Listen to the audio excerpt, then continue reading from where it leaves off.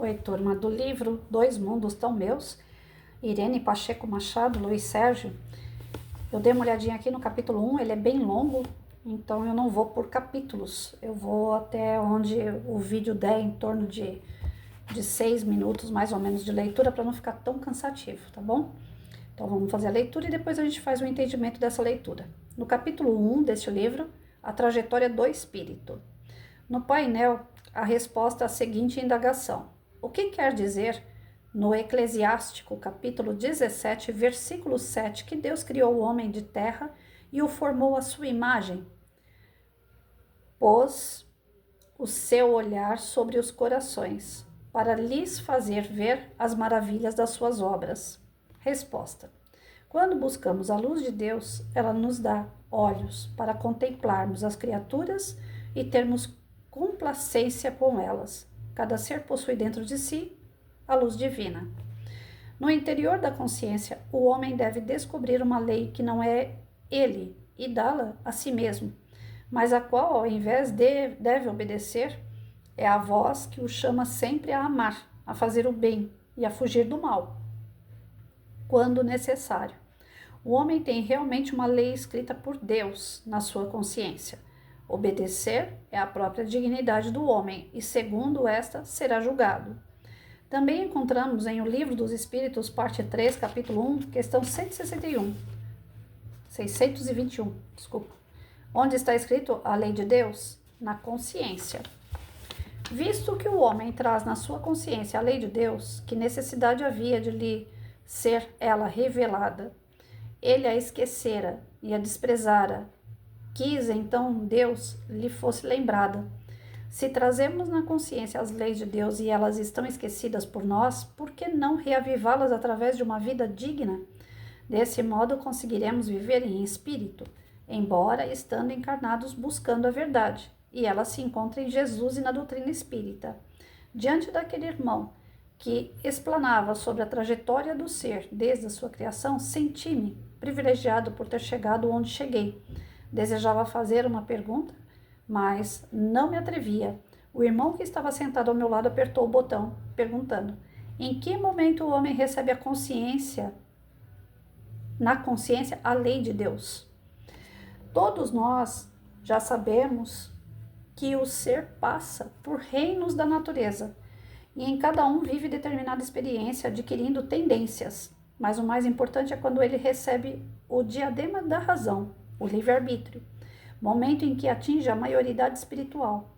Era criança e se tornou adulto. Nesse estágio evolutivo, lhe é dado conhecer as leis de Deus e elas são plasmadas na sua consciência. É o homem livre em busca da pureza ou do fracasso, levando no seu templo sagrado o que o Pai lhe ofertou para torná-lo puro e bom. A consciência do homem é o seu tesouro, e cabe a ele tirar desse tesouro os valores. Outra cadeira acendera e mais uma pergunta despontou no painel.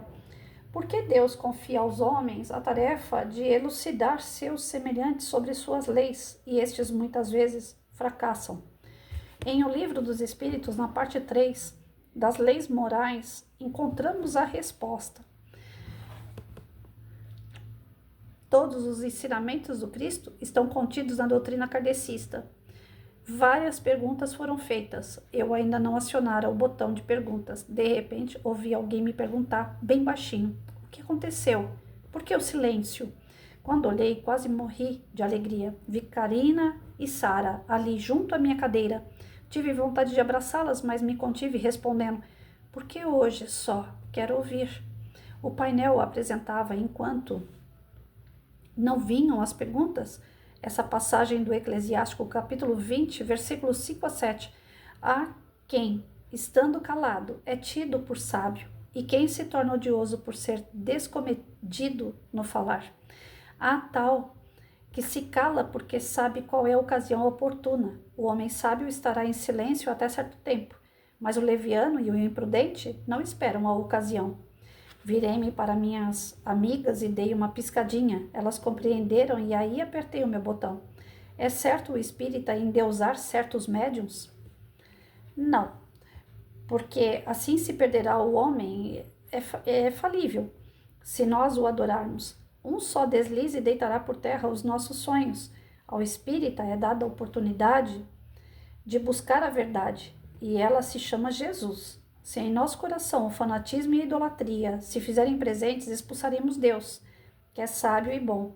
Em outras religiões se adora o homem. Na doutrina espírita aprendemos a nos respeitar e a servir uns aos outros, adorar só a Deus.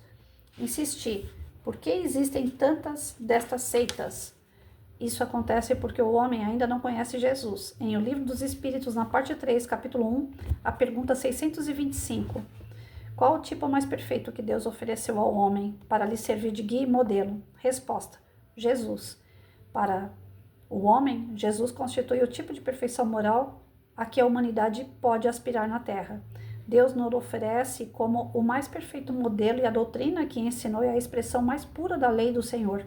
Porque sendo ele o mais puro de quantos têm aparecido na Terra, o Espírito Divino o animava. Então eu vou parar por aqui.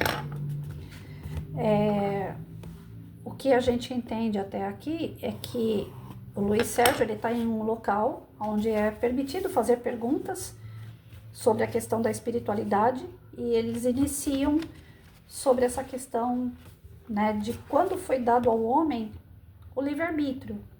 E ele mostra, através das suas respostas, Livro dos Espíritos e o Eclesiástico, né, que o homem só passa a ter consciência a partir do momento que ele amadurece espiritualmente. E essa consciência faz com que ele desperte para o lado espiritual, tendo assim o seu livre-arbítrio, a sua livre condição de escolha.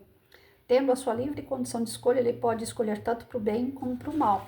À medida que ele escolhe para o bem ou para o mal, ele se desenvolve ou ele se estaciona. E a única maneira que a gente tem para se desenvolver para o lado do bem é seguindo Jesus. Então, eu já comecei a gostar, porque vem aqui trabalhando a questão da nossa evolução moral.